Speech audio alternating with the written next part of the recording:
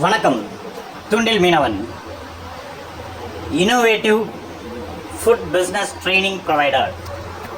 அதாவது உணவுத் தொழிலை புதிய முறையிலும் மிக எளிய முறையிலும் எப்படி செய்வது என்ற நுணுக்கங்களை கற்றுக் கொடுத்து வேலையாட்கள்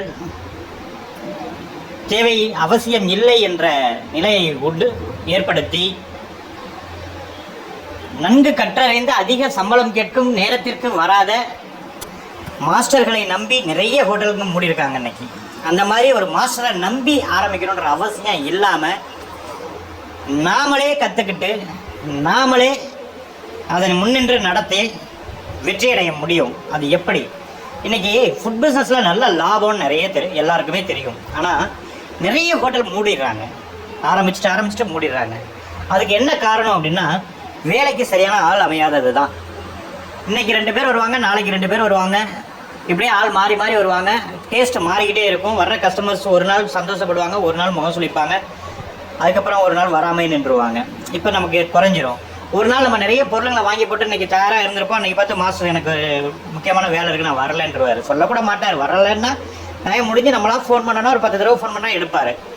எடுத்து இல்லை என்னால் வர முடியல அப்படின்பார். நம்ம வாங்கி போட்ட பொருளுங்கள்லாம் அப்படியே நம்ம தவிப்போம் கடந்து. அப்போது இது மாதிரி ஒரு 2 தடவை ஆச்சுன்னா நஷ்டமாகும். நமக்கே தொழில் பண்ணுற மனசு விட்டு போயிடும். அவ்வளோ இன்வெஸ்ட் பண்ணி அவ்வளோ கடனை வாங்கி போட்டு அங்கேயும் இங்கேயும் பிரட்டி எப்படியாவது வாழ்க்கையில் ஜெயிச்சிடணும், எப்படியாவது முன்னேறிடணும், எப்படியாவது நம்ம ஒரு இடத்த பிடிச்சிட மாட்டோமா அப்படின்னு நம்பி ஒரு கடனை வாங்கி போட்டு செய்யும்போது அவங்க அசால்ட்டாக சொல்லிட்டு போகிற அந்த வார்த்தை இருக்குது தெரியுங்களா, நம்ம மனசை அப்படியே உடைச்சிடும். இந்த மாதிரி மனதளவில் நொறுங்கி போய் கடையை மூடி போட்டுட்டு இன்றைக்கும் வாடகை கொடுத்துக்கிட்டு நடத்தவும் முடியாமல், அந்த தொழிலை விடவும் முடியாமல் 5 மாதம் 6 மாதம் வாடகை கொடுத்து அதுக்குள்ளே நல்லா ஆள் அமைஞ்சிட மாட்டாங்களான்னு தாக்கு பிடிச்சி காத்துக்கிட்டு இருந்து அப்புறம் வேறு வழியே இல்லாமல் கடையும் மூடி விட்டு 5 லட்சம் 10 லட்சத்துக்கு வாங்கி போட்ட பொருட்களை பாதி விலையில் இல்லை, கால்வாசி விலையில் விற்றுட்டு கிடைச்ச வரைக்கும் ஏதோ வந்து கடனை அடைச்சிட்டு வேறு ஏதாவது வேலைக்கு போயோ இல்லை வேறு ஏதாவது தொழில் செய்தோ அந்த கடனை அடைப்போன்னு போனவங்க ஏகப்பட்ட பேர். இந்த மாதிரி நிலைகள் வந்துடக்கூடாதுங்கிறதுனால தான் நாம் ஒரு தொழிலை தொடங்கும் போது முறையான பயிற்சி எடுக்கணும். பயிற்சினா என்ன மாதிரி அப்படின்னா, யாரையும் நம்பி ஒரு தொழிலை இறங்கக்கூடாது. இவங்க இல்லைன்னா நாம் இந்த தொழிலை பண்ண முடியாதுங்கிற நிலையில் எந்த தொழிலையும் ஆரம்பிக்கக்கூடாது. நமக்கு தெரியணும் தொழில். ஆள் வச்சுக்கலாம், சப்போர்ட்டிங் ஆளுங்க வச்சுக்கலாம். நாளைக்கு அவங்க வரலன்னா கூட நமக்கு கவலை இல்லை அப்படிங்கிற மாதிரி ஒரு சுச்சுவேஷனில் நடத்தணும். சரிங்களா? அந்த மாதிரி தான் தொழிலை ஆரம்பிக்கணும். அதுவும் பர்டிகுலராக இந்த உணவு தொழிலில். சரிங்களா? அந்த மாதிரி ஒரு பெரிய ஹோட்டலையும் துவங்கலாம், ஒரு சிறிய அளவிலான ஹோட்டலையும் துவங்கலாம், ஒரு ஃபாஸ்ட் ஃபுட் கடை துவங்கலாம், ஒரு டிஃபன் கடை துவங்கலாம். சரிங்களா? ஒரு மதிய சாப்பாடு மட்டும் விற்கிற மாதிரி ஒரு கடை துவங்கலாம். சரிங்களா? ஷவர்மா ஷாப் துவங்கலாம், சாண்ட்விச் கடை துவங்கலாம், கிரில் ஷாப் துவங்கலாம். இந்த மாதிரி ஏகப்பட்ட ஃபுட் பிஸ்னஸ் இன்னும் நிறைய இருக்குது. சரி, இதெல்லாம் நிறைய பண்ணுறாங்களே அப்படின்னோடனே நாம் கொடுக்குற எப்படின்னாக்கா, எல்லாருமே பண்ணுற அதே ஐட்டத்தை நாமளும் பண்ணக்கூடாது. நாம் கொஞ்சம் டிஃப்ரெண்ட் காட்டணும். ஒரு கடைக்கு ஒரு கடை வித்தியாசம் இருக்கணும். பேரில் மட்டும் கிடையாதுங்க, உணவில் அங்கே இருக்கிற நம்ம கொடுக்குற அந்த ரெசிபிலையும் நாம் கொடுக்குற அந்த இன்னோவேட்டிவ் மெனுவிலையும் தான் நம்மளுடைய தரத்தை அங்கே நிறுத்தும். அந்த மெனுவை பார்த்துட்டு அவங்க வரணும் நம்ம கடைக்கு. வந்து சாப்பிட்டு பார்த்துட்டு அந்த டேஸ்ட்டு நின்று போச்சுன்னா அப்புறம் அவ்வளோதான், நம்ம கடையை விட மாட்டாங்க. அப்போது ஒரு சில கடையை பார்த்தீங்கன்னா நல்ல கூட்டம் இருக்கும், நல்லா போயிட்டு இருக்கும், திடீர்னு மூடிடுவாங்க. ஏன்னா ஆளுங்க திடீர்னு கவுத்து விட்டுருவாங்க. இந்த மாதிரி பிரச்சனை தான். அதனால தான் இந்த ஆளுகளை நம்பாமல் எப்படி துவங்குறதுங்கிற பயிற்சி, உங்களுக்கு ப்ராடக்ட் எப்படி செய்யணுங்கிறத சொல்லி கொடுத்துருவோம். எந்த மாதிரி இடத்துல கடை துவங்கினா நல்லா இருக்குங்கிறத சொல்லிக் கொடுப்போம். கடையை துவங்கினா நம்ம விளம்பரங்கள் எப்படி பண்ணணுங்கிறத சொல்லிக் கொடுப்போம். கடைக்கு என்ன மாதிரி பேர் செலக்ட் பண்ணணுங்கிறத சொல்லிக் கொடுப்போம். கடைக்கு எப்படி ரெஜிஸ்ட்ரேஷன் பண்ணணும், என்னென்ன சர்டிஃபிகேட் வாங்கணும், என்னெல்லாம் நீங்கள் பண்ணணும், அதுக்குடைய ஃபார்மாலிட்டிஸ் என்ன, அதெல்லாம் சொல்லிக் கொடுப்போம். சப்போஸ் கடை துவங்கிறதுக்கு நிதி உதவிகள் ஏதாவது தேவைப்பட்டால் அது எப்படி நீங்கள் யாரை அப்ரோச் பண்ணணும், எப்படி பண்ணணுங்கிறது சொல்லிக் கொடுப்போம். என்கிட்ட பெரிய முதலீடு இல்லை, எனக்கு பேங்க்கில் லோன் வாங்குற அளவுக்கு கேரண்டி கொடுக்கறதுக்கு எனக்கு யாரும் கிடையாது, நான் சிறிய முதலீட்டில் துவங்க முடியுமான்னு நினைக்கிறவங்க எப்படி செய்யணும்.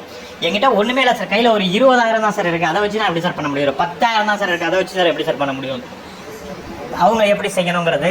நான் ஒரு 5 லட்சம் 10 லட்சம் போட்டு பண்ண தயாராக இருக்கேன், அவங்க எந்த மாதிரி பண்ணுறது, அவங்க வசதி வாய்ப்புகள் தகுந்த மாதிரி. அதாவது உழைப்பும் திறமையும் எந்த ஒரு தொழிலையும் செய்வதற்கு தடையாக பணம் இருக்கக்கூடாது. ஆமாம், பணத்தை நான் பெருசாக போட்டு தான் செய்வேன். நான் உனக்கு சொல்லவா, ஒரு ஹோட்டலை 1 கோடி ரூபா செலவு பண்ணி 60 லட்ச ரூபா செலவு பண்ணி ஆரம்பித்தவங்கலாம் 2 மாதத்தில் மூடிட்டு போனதையும் பார்த்துருப்போம். ஒரு 5000 ரூபா கடன் வாங்கி போட்டு ஆரம்பிச்சவங்க இன்னைக்கு ஓஹோன்னு சக்ஸஸ் பண்ணி நிற்கிறவங்களையும் பார்த்துருக்கோம். அந்த 5000 ரூபா கூட இல்லாமல் கையில் தூக்குவாளி மூலமாக தூக்கிட்டு போய் இன்னைக்கு பெரிய லெவலில் வந்தவங்களையும் பார்த்துருக்கோம். அந்த உழைப்பை விட்டுடக்கூடாது.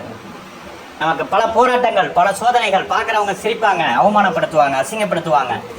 அதெல்லாம் தாங்கி நின்று பண்ணணும். பண்ணி ஜெயிச்சதுக்கப்புறம் அன்னைக்கு சிரிச்சவனும் அன்னைக்கு அசிங்கப்படுத்தினவனுமே வந்து நம்மகிட்ட கடன் கேட்பாங்க. அதனால அதை பற்றிலாம் நம்ம கவலையே படாமல் தொழில்னு இறங்கியாச்சுன்னா அதை பக்தியோட பண்ணணும். அவமானங்கள், அவங்க என்ன சொல்லுவாங்களோ இவங்க என்ன சொல்லுவாங்களோ, நம்ம முன்னாடி அப்படி ஒரு ரேஞ்சில் இருந்தோம், இப்போ இப்படி பண்ண முடியுமா, இதெல்லாம் யோசிக்கக்கூடாது.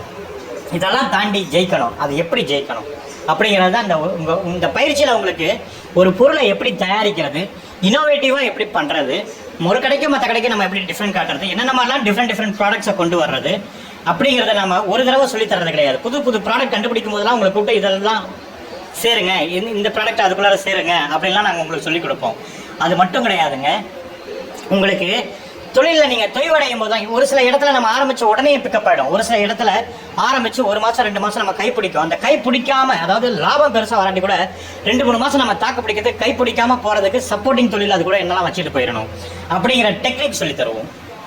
ஈஸி இன்கம், நம்ம மெயின் பிஸ்னஸும் இருக்கணும். அதில் ஒரு ஈஸி இன்கம் ஈட்டுற அளவுக்கும் அதில் நம்மளை சப்போஸ் இப்போ நம்மளை ஒரு 2-3 மாதத்துக்கு வழி நடத்தி கொண்டு போகணும், அதுக்கப்புறம் பிக்கப் ஆனதுக்கப்புறம் நல்லா பிடிச்சி போயிடலாம். அது எப்படிங்கிற சொல்லணும். அதை விட முக்கியம் உங்களுக்கு அந்த தன்னம்பிக்கை குறைஞ்சிடக்கூடாது.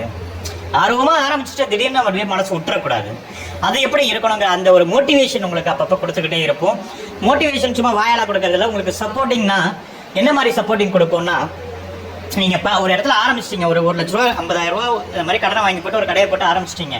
ஒரு பக்கம் கடன் கொடுத்தவங்க விரட்டுறாங்க, ஒரு பக்கம் பிஸ்னஸ் இல்லை, சப்போர்ட்டுக்கு 2 ஆள் வச்சிருக்கோம், இல்லை 1 ஆள் வச்சிருக்கோம், அவங்களுக்கு சம்பளம் கொடுக்க முடியல, வாடகை கொடுக்க முடியல, இந்த மாதிரி திணறும் போது அப்படியே மனசு உடைஞ்சு தடுமாறுவீங்க. அந்த மாதிரி நேரத்தில் நாங்கள் உங்களுக்கு ஒரு சில விஷயங்களை சப்போர்ட் பண்ணி கைட் பண்ணுவோம். சரிங்களா? இதெல்லாம் இந்த 10,000 ரூபாய் ட்ரைனிங்கில் உங்களுக்கு இன்க்ளூடு. அந்த ட்ரைனிங் 10,000 ரூபாய் கட்டணம் சொல்லியிருக்கோம் இல்லையா, அது நாளன்னைக்குள்ளே சேர்றவங்களுக்கு ஒரு சில சலுகை உண்டு, கட்டணத்தில் சலுகைகள் கொடுக்குறோம். அதனால் உடனடியாக நீங்கள் இந்த வாய்ப்பை பயன்படுத்துங்க. வருஷம் பூரா ட்ரைனிங் தருவோம், ஆனால் நாளைக்கு சேர்றவங்களுக்கு கட்டணத்தில் சலுகை உண்டு. அவசியம் பிடிச்சிருக்கிறவங்க சேரணும்னு நினைக்கிறவங்க உடனடியாக கால் பண்ணுங்கள். நன்றி. தமிழகம் முழுவதும் எங்கே இருந்தாலும்